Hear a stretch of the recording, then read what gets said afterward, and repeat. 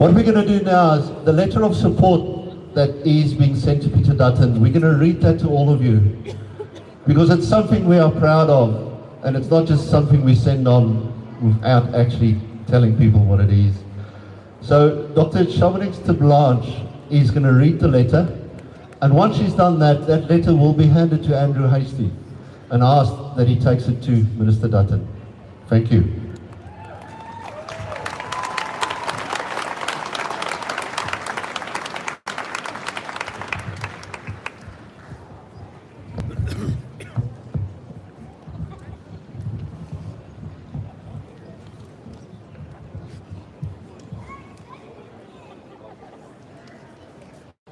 Good afternoon, everyone, and thank you for being here. I'm ex-South African, now Australian. My heart will never leave the country that I was born in. But I want to thank you all for being here with me in solidarity for those people who have not been as privileged as we have to be in Australia today.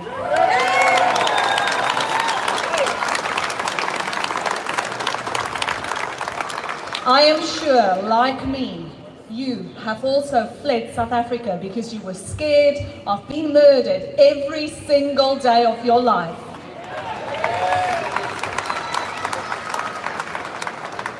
I will now read the letter for Mr. Dutton.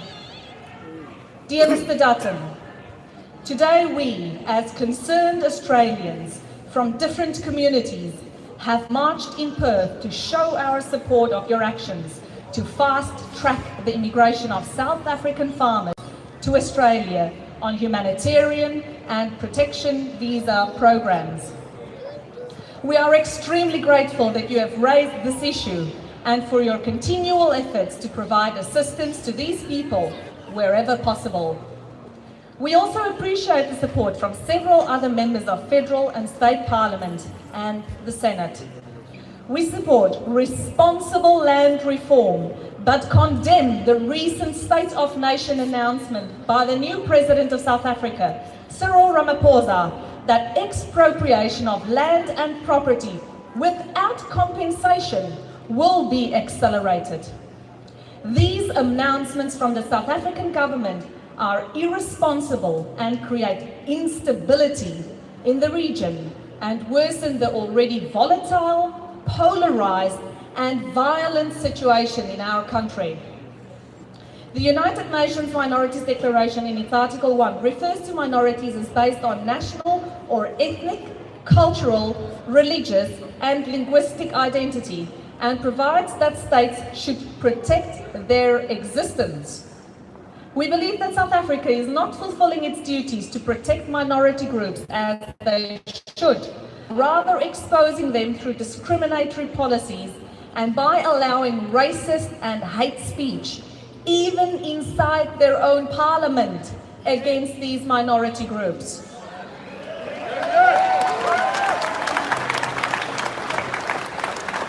Evidence from independent researchers has shown that brutal attacks and torture against farmers in South Africa have escalated drastically, and that the South African government does not have the necessary capacity to protect these farmers adequately. The South African government's actions to date have also shown that they do not have the political will to stop the brutal targeting of these farmers. Immediate intervention and humanitarian assistance from the international community are required to protect them. South Africa is complicated in terms of demographics, cultures, languages and religions. There is merit in that all of the communities affected in South Africa should receive assistance from the international community.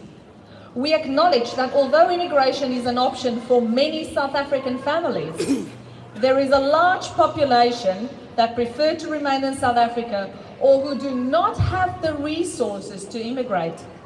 The Australian government has the capacity to provide assistance both in South Africa as well as in Australia, and both options of this humanitarian assistance should be explored. Due to the lack of effective governance in South Africa, all of its communities are affected by violence. The Australian government should be aware that many Australian citizens with South African heritage have families that are in constant danger from these unacceptable high levels of crime in South Africa. We hope that Australia will extend the privilege of living in Australia to those families of Australian citizens who are facing this danger.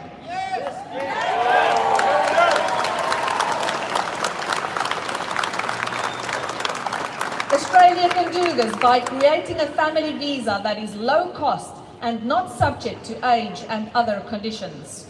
We would support extending this to other countries where unacceptable high risk of murder exists to the families of those Australian citizens as well.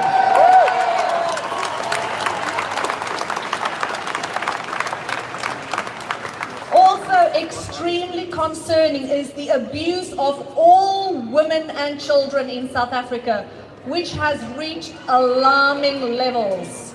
We would also support any actions that Australia may undertake to focus attention on this horrible abuse of lives. We cannot be prescriptive to the Australian government about the type and measure of assistance that should be offered, and we understand that treatment should be fair. However, it is worth pointing out that South African families in Australia have shown self-sufficiency, low maintenance, and remarkable integration with the Australian culture and values.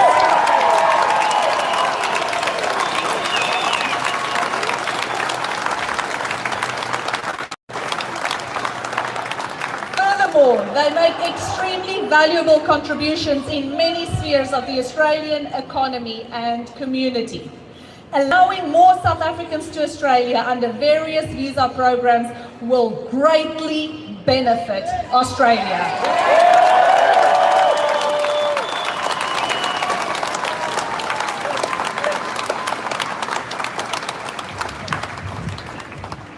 We're just going to ask the Member of Parliament, Andrew Hastie and Ian Goodenough, to come and accept the letter of support.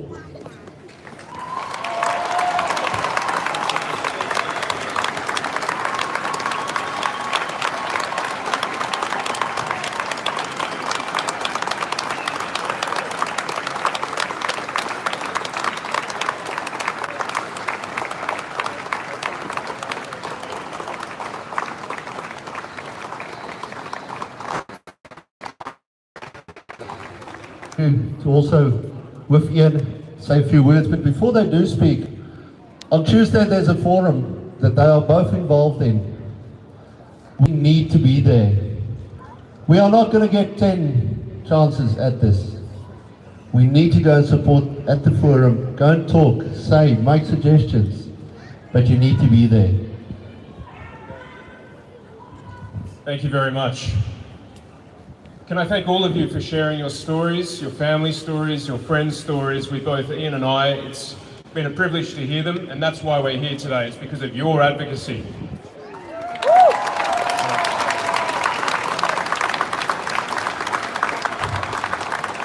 Australia is one of the world's oldest democracies, comprised of many people from different nations and people of many different colours.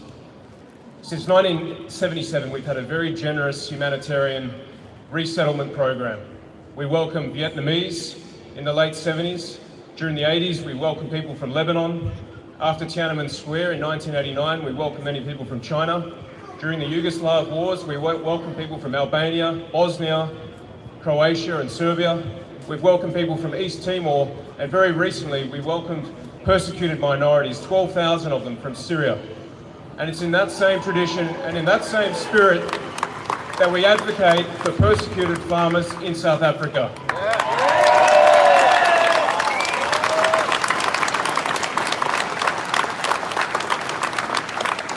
Both Ian and I are very proud members of the federal government. We are proud to be here, to be listening to you and your concerns, and I assure you we will take them to Mr Dutton and to the Prime Minister as we have done in recent weeks.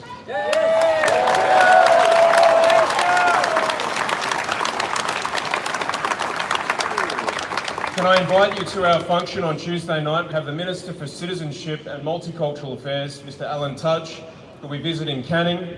We are having a forum at 6:30 on Tuesday night in Lakelands. You're all welcome. Please go to my website. Ian also has details as well on his. Go to my Facebook if you can't find it there, and please register.